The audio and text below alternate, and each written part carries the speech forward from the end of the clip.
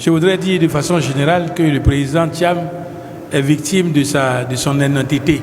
Oui. Lui au moins, il ne fait pas les papiers le dimanche. Il fait ça les jours ouvrés. Il a fait ça aux jours ouvrés.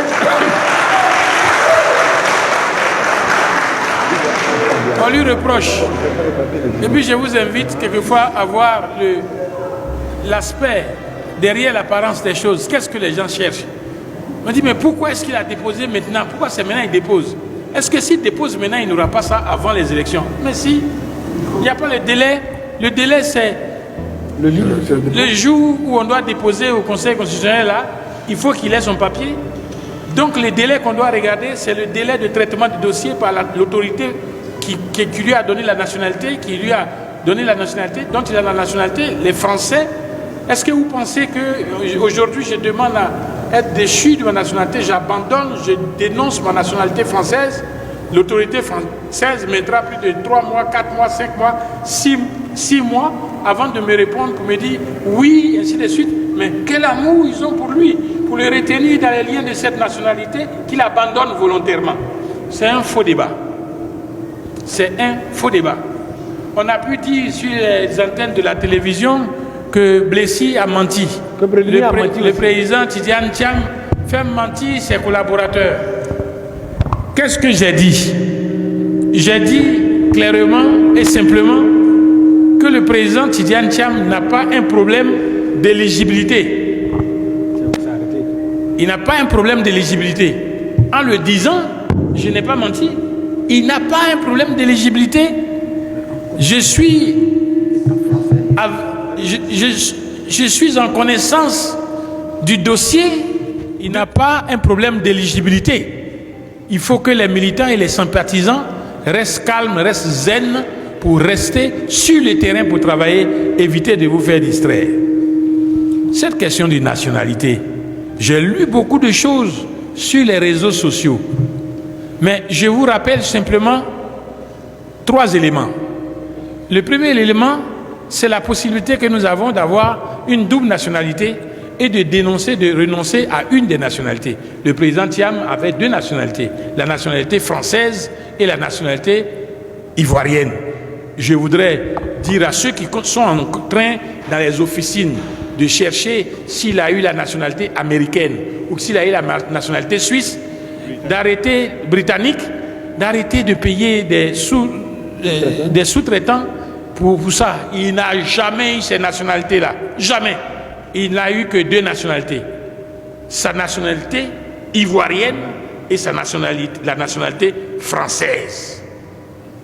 Est-ce que, parce qu'il a renoncé à la nationalité française, il n'est pas aussitôt déchu de la nationalité ivoirienne?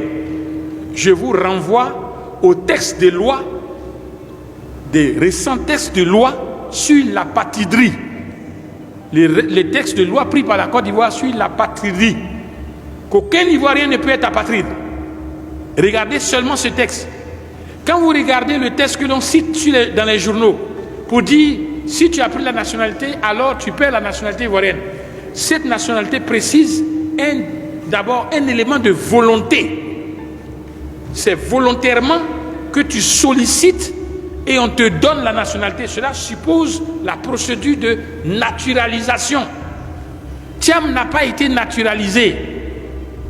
Il a bénéficié de la nationalité française par hérédité. C'est différent des conditions qui sont posées par ailleurs. Donc quand on commence à parler, mais ne vous laissez pas dans ce débat. Ce débat a fait connaître la Côte d'Ivoire une crise très grave. Et ceux qui alimentent ce débat ne sont pas légitimes à l'alimenter. Très bien. Et ceux qui poussent sont des gens qui poussent à une autre crise ivoirienne. N'a-t-il pas plus d'ivoirité en lui? N'allons pas très loin. N'allons pas très loin.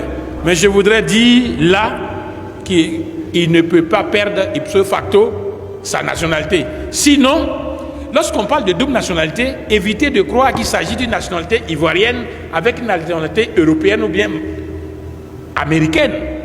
c'est une nationalité ivoirienne avec une autre. Elle peut être avec une nationalité burkinabé, une nationalité malienne, une nationalité nigériane, ainsi de suite. Donc, cela ne concernerait pas ceux que la nationalité ivoirienne est française.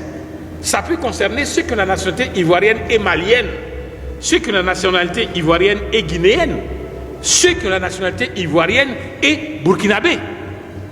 La Côte d'Ivoire a une histoire. Évitons ensemble d'appeler le sang qui est resté dans cette histoire, qui a entaché cette histoire, pour en demander la répétition. Il y a des débats que certaines personnes ne peuvent pas même commander en traitant à des sous-traitants. Et c'est cela. Mais je voudrais qu'on puisse savoir qu'aussi forte peut être la volonté du président Thiam de faire la politique autrement, d'envoyer ce langage autrement. Il faut le dire à ceux qui alimentent ce feu que nous, au PDCI, on ne va pas croiser les bras comme ça pour regarder des gens sous des faux arguments qui ne vont nulle part, vouloir changer la vérité des conditions d'éligibilité ou ainsi de suite. Si vous essayez, on va voir.